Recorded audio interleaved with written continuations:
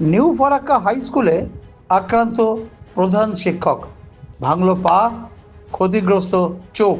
স্কুলের একাডেমিক কাউন্সিলের রুটিন নিয়ে মিটিং চলাকালীন প্রধান শিক্ষককে মারধর করার অভিযোগ উঠল কয়েকজন সহকারী শিক্ষকের বিরুদ্ধে। শুক্রবার বিকেল 3:30 নাগাদ ঘটনাকে কেন্দ্র করে ব্যাপক চাঞ্চল্যের সৃষ্টি হয় নিউ ফারাক্কা হাই স্কুলে।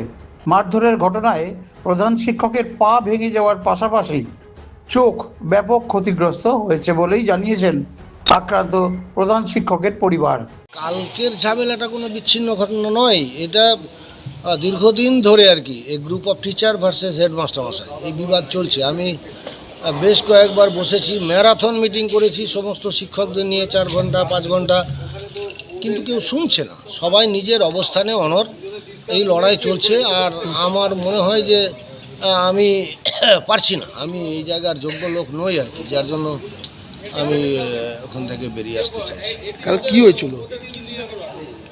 কাল ওই যে বাৎসরিক যে রুটিন আর কি, স্কুলের রুটিন তৈরি করেছে একাডেমিক কাউন্সিল, সেটা কিছু মাস্টারমশাইয়ের পছন্দ হয়নি। হেডমাস্টার এখন সেই রুটিন নিয়ে বিতর্ক, আমাকে ডাকলো, আমি গেলাম। তারপরে রুটিন সাধারণত তৈরি করে হেডমাস্টার মশাইকে দিয়ে অ্যাপ্রুভ করাতে হয়। এখন নতুন একাডেমিক কাউন্সিল, এদের বক্তব্য হচ্ছে যে অতীতেও কখনো অ্যাপ্রুভ করা হয়নি, আর আমাদেরকে হেডমাস্টার মশাই বলেছে যে আপনারা যেটা ভালো বুঝেন করেন। আমরা সেই মতো করে পাবলিশ করে দিয়েছি।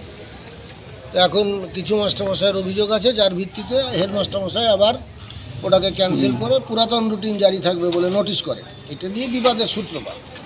প্রথমে বাক্য বিনিময়, তারপরে উত্তপ্ত বাক্য বিনিময়, তারপরে বিশেষণ যোগে বাক্য বিনিময়, আর তারপরে আর কি সেটা হাতাহাতির পর্যায়ে চলে যায় দুই মাস্টারমশাইয়ের মধ্যে, হেডমাস্টারমশাই ভার্সেস টিচার্স কাউন্সিলের তারিফ হোসেন স্যার।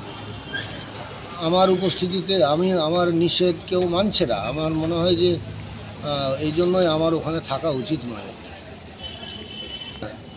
আমার সামনেই তো হয়েছে, আমি তো দেখেছি, অস্বীকার করার তো কিছু। উভয় পক্ষের মারামারি হয়েছে, কিন্তু আঘাতপ্রাপ্ত হয়েছেন হেডমাস্টার মশাই বেশি। এখন এটা আমি বিধায়ককে জানালাম, আমি আমার পদত্যাগপত্র বিধায়ক সাহেবের কাছে দিয়ে এসেছি। আর বিধায়ক সাহেব হেডমাস্টার মশাইয়ের সঙ্গে কথা বলেছেন, উনিও বসবেন আর কি, বসে যেটা হওয়া উচিত স্কুলের সম্মান বজায় রেখে সেটা বিধায়ক সাহেব করবেন।